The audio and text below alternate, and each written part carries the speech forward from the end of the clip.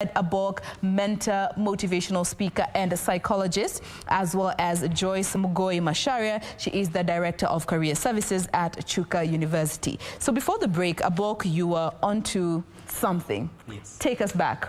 All right, so bring on. So I talked about the purpose and allow me to talk about significance. Yes. And so significance comes with the security, the economic viability. That is not very conducive to the boy child, because the boy child is expected for provision, for sustainability and all these aspects.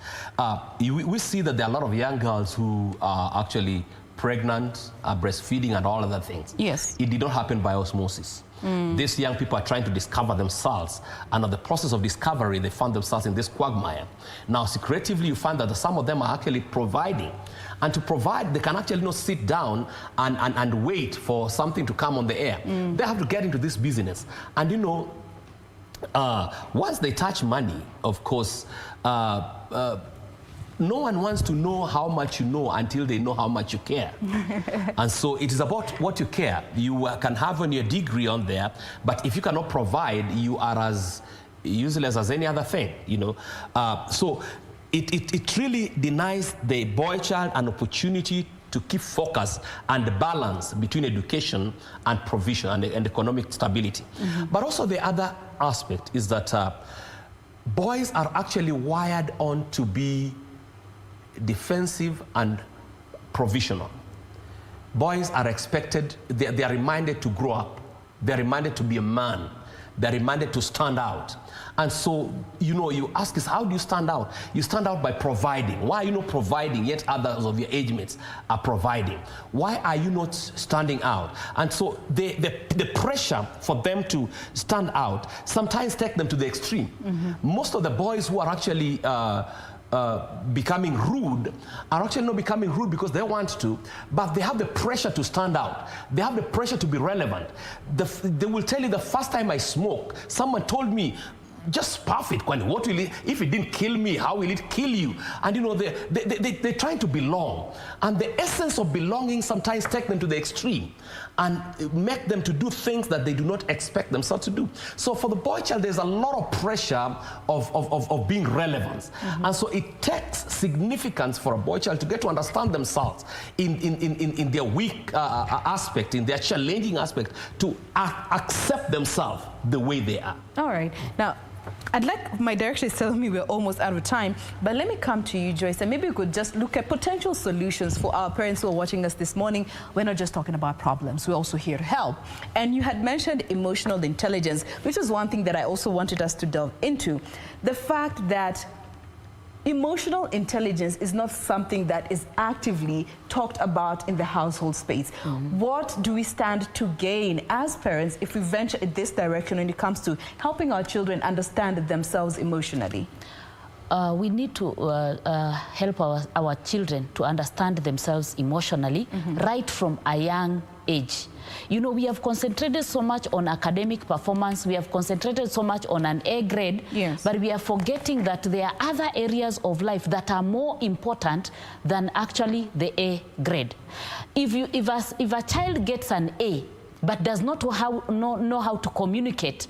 And I think that communication is even the one that is making them act out. This is one schools, they are not talking. They are not able to talk. They are not able to discuss the issues that that are affecting them. So if a student gets an A and yet does not have emotional intelligence, is not even aware of his emotions or her emotions, is not aware of how to manage his or her emotions, this child also does not have self-awareness on a number of issues about themselves. They have no social awareness to know other people, to empathize, to know that if I do this, this person will not feel good about it.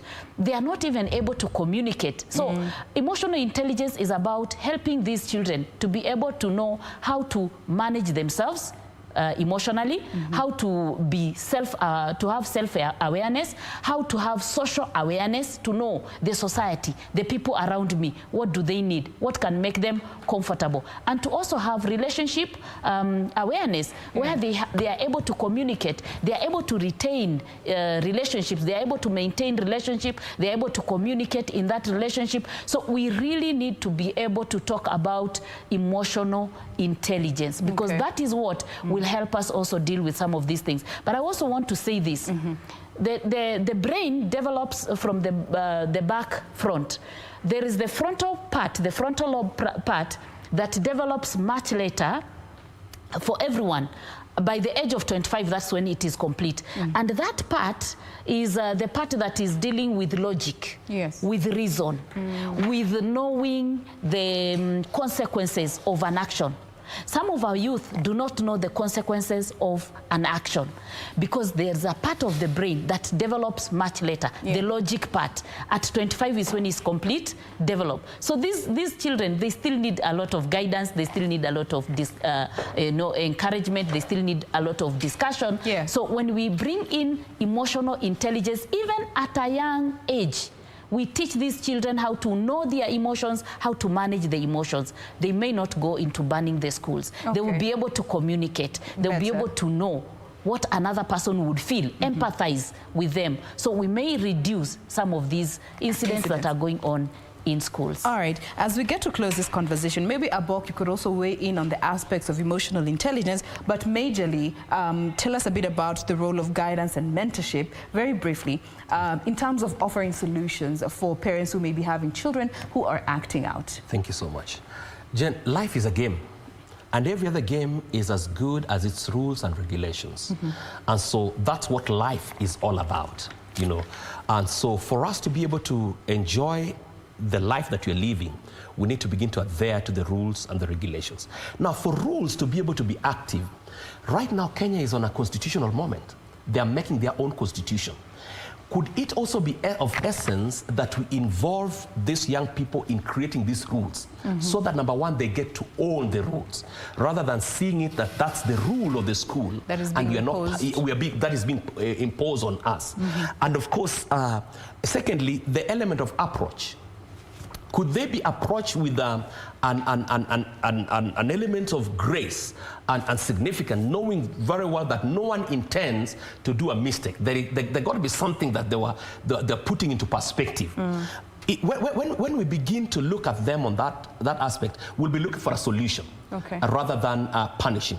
But of course, the third thing is, can we avoid being reactive, you know, but rather being responsive? In that, you know, when something happens, what is the approach? Both the parents and the teachers, how do we react? You know, let's say I bring a glass of water and it breaks, you know. Instead of shouting, where was your brain when you're breaking that thing? It's getting on to understand what could have happened. Because no one just wake up and purpose to do a mistake. This mistake was as a process of getting on something. And of course, lastly, share relevant information at relevant age. You know, we have actually stereotyped some things. We do not tell our children the consequences of drinking. We do not tell the children of the consequences of premature sex, because we do not discuss sex. It's a taboo. Drinking is a taboo. Can we get to sit down with these young people and give them relevant information at relevant time, whereby we can discuss sex and we say, sex is good, but at this age. And these are the reasons why we need to have sex. That alcohol can be drunk on this because young people keep admiring things. They are not zombies out there. They admire alcohol, they admire sex, and you know, because these are not being discussed, so young people begin to relate so much with the same sex to an extent that they begin to be compassionate and so involving, and that is the beginning of lesbianism and homosexuality. These are things that should not supposed to be heard of. Why? Because someone has never heard someone objectively talking about these things. All right. When we get to talk about these things, we'll be able to heal them. All right, and you know, for the purposes of time, we're not able to fully exhaust this conversation in this one sitting. We'll be having subsequent discussions, just trying to understand the different roles that different parts of the community have to play with this in regards to this wave of unrest that we have been seeing in our schools. And as we close, I have a tweet here from Maurice Mbai, who says, parents are mostly to blame due to the lack of time and interest in the upbringing of their own children. Schools and teachers have no power to discipline students for the fear of being taken to court by parents for breaking the law. That brings us to a close of this conversation. Thank you so much for interacting with us in regards to this particular topic. We have been speaking with Fred Abok, who is a mentor, motivational speaker, and a counseling psychologist. And we also have Joyce Macharia, who is the Director of Career Services at Chuka University. Thank you so much, Lady and Jen, for being with us.